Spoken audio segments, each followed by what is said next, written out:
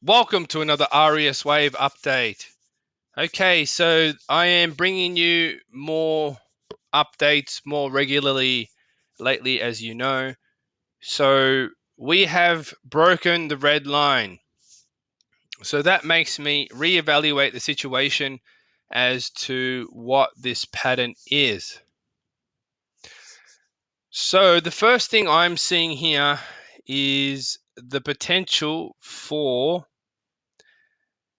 a couple of things. So the first and most obvious thing I have to do is take away this red line and move the magenta line. Actually, I won't take away the red line. I'll just move it down here for now. Okay. Now, I like the process of bringing you the labels that I like to move them as we progress through the analysis because I want you to see how we change counts. Okay, it's not about, oh, you're wrong, your analysis sucks. No, it's about using some logic and reasoning. Okay, now, although this may appear right now like, I don't know if you like patterns, a head and shoulders. Oh, look at this, it's a head and shoulders pattern, something like that. And if you trade like that, well, good luck to you, because it doesn't always work. And by the way, this is a very small head and shoulders pattern. It really has not much significance behind it, to be honest. So what I can see here, potentially, what is going on is that, yes, this was an A, but this was not the B wave. Okay, the B wave is expanded. Now, the C wave would have been right here. Okay, because it was a sharp move. C waves are typically pretty sharp, right? And then what I do is I see, do we have a three wave up? So I can see clearly there's a three wave move up, and that's great. That's a D wave. In my opinion, that's a D wave. And then we have a weaker five wave move. So to me, that's the E wave. Okay, now we're still around the magenta line, which is the line that goes back to the previous D wave high. I've mentioned it before, so if you don't know what that is, I may touch on that at the end of this video. So how do we reconcile this B wave? Okay, so let's take a closer look. So we had an A wave here.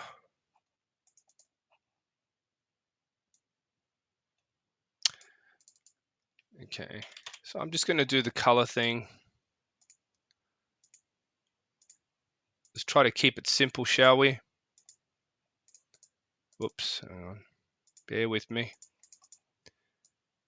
Okay, so we just make that more visible there. And then the first thing to note is this an A wave? Well, in order to determine that, it looks five wave to me, but why would a five wave move be there? That's the part that you have to ask yourself the question. So let's go to the minute chart, go back to that area. Okay, so basically what I can see here is that we have, if we were to count this as a five wave move, right, you need to see a five wave move. So I can see a 1, 2, 3, but there's no 5. Okay, so to me, that's a zigzag. Okay, when you don't have a 4 and a 5, it's a zigzag. So even though it may look like a five wave move, it's basically an illusion. So that's fine. So as we progress with the analysis, we're looking for a B wave. So I can see a pretty sharp, clear B wave here. A, B, C, that's a five wave B wave. And then sorry, that went up here. And then I can see a potential, 5-wave move down. 1, 2, 3, 4, 5. Yes, they can be weak wave Cs. Okay. But that doesn't look right, does it? It looks a bit funky. So we have to question that and then go back and say, well, what comes after a B? Well, it would have to be a CDE pattern, right?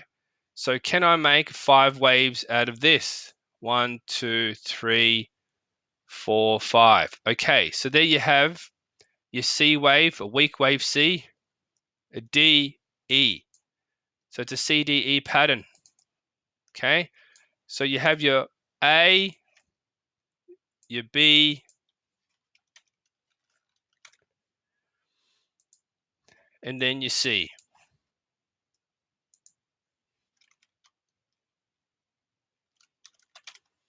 Okay, so it doesn't always make perfect sense, but it is something that you should definitely take into consideration.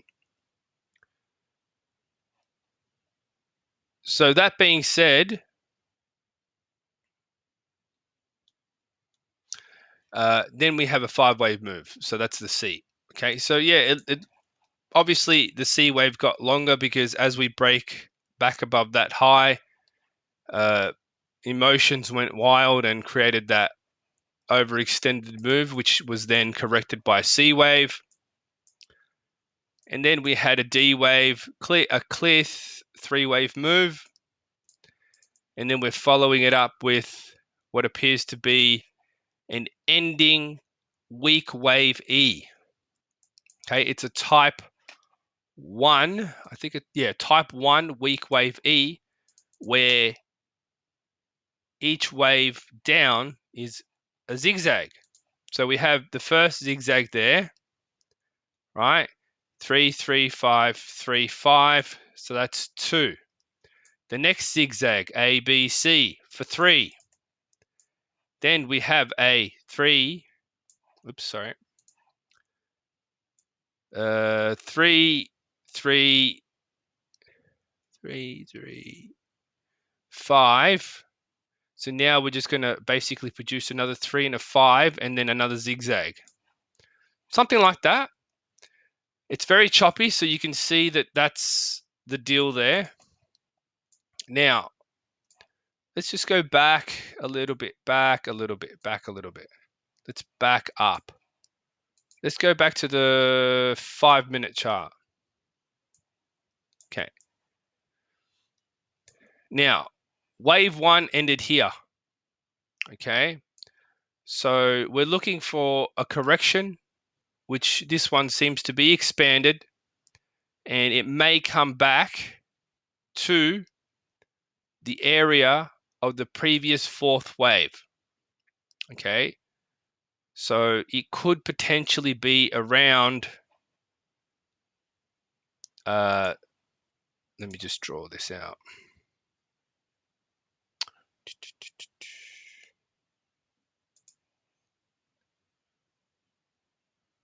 This area.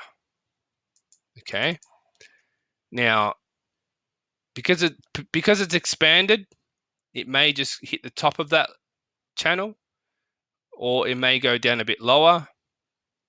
But typically, the CDE pattern, it's got certain characteristics. So that means wave 2 will end potentially around here before we make a move higher. Okay. So then the top of the D wave needs to be broken to confirm that this is true. And we need to see that in an impulsive fashion like that. Now, what are other potential things that could be going on here? Well, it depends on if you think that this is like a 3, 3, 5, 3, 5 small wave 5. You know, if you're thinking that perhaps this could have been the old count D wave, well, obviously we need to see prices continue lower. But given that this wave would typically need to be wave 3, I'm not seeing the characteristics of what that would be. So if we just go back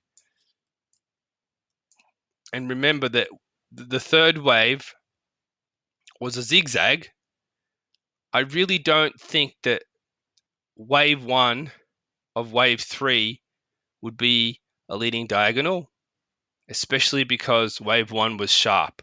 If usually leading diagonals happen in wave 1. So given that we saw the C, the D, and now we're seeing a weak wave E kind of sloping more, losing strength, right? Because you could say this move was strong and moved straight down. And then you can see this one's losing strength because there's a lot of upward pressure, right? So I enjoy bringing you these videos to illustrate these things. And it just all comes back down to the variances in the AriasWave set of corrective patterns. So don't be surprised if you just see a little bit more price action do something like this, and then another zigzag down to around that area potentially, but still hanging around that magenta line, just like it did back here, and just like it might do it again, right? So yeah, that's basically it. It's just a revision of the wave, because you know it's not always easy to identify them the first time. AriasWave is very logical. It's a very logical framework, but you need to be flexible with your counts. And the only way that you can be flexible with your counts is if you know the waves. Okay, otherwise you'd be like, what's going on? Let's just hodl. Let's just hope, and hope is not a strategy. If you want hope, go watch Michael Saylor videos. He even has the domain hope.com, and he calls Bitcoin hope. And hope is definitely not a strategy. I would like to see if Michael Saylor sells even one Bitcoin when we hit the top of this bull run that we're about to see happen. I would be extremely curious to see that. Oops, hang on, I'm moving stuff left, right, and center here.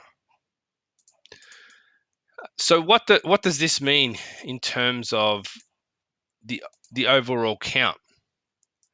Well, if this is wave 1, which does look impulsive, we're seeing a shallow correction, right?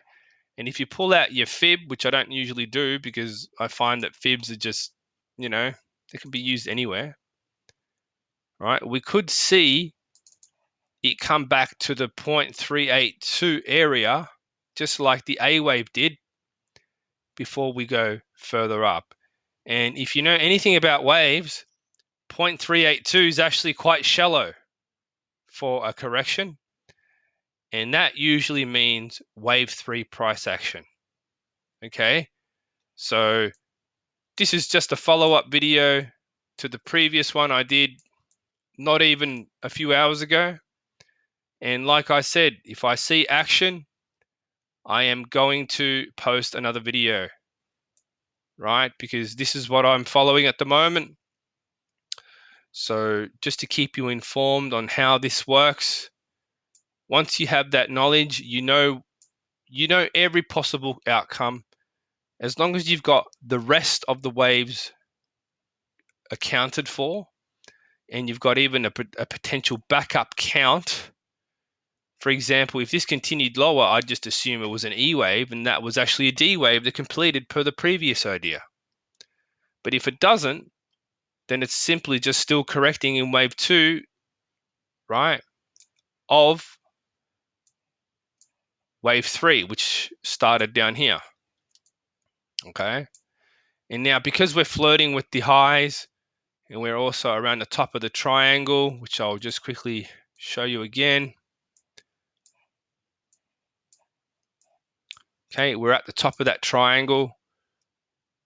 I really don't see any reason why this would decide to just start falling down right now.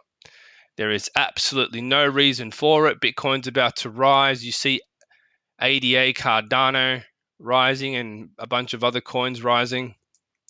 That's because the general mood is bullish. Anybody who thinks that it's bearish, well, I'd like to know what your strategy is. If you are frustrated from losses and you just want lower prices so you can buy again, well, that's also a problem, because where do you know that it's going to fall down to so you can buy? I mean, you may be waiting forever, or by the time it does come down, you're already exhausted. Not only exhausted personally and mentally, but you've probably already, by then you might have already exhausted your funds. So in terms of AriasWave, I could make unlimited videos forever, because I understand the fundamental principles of how the waves work. And if you get it wrong, it's usually because of the person who is interpreting the waves.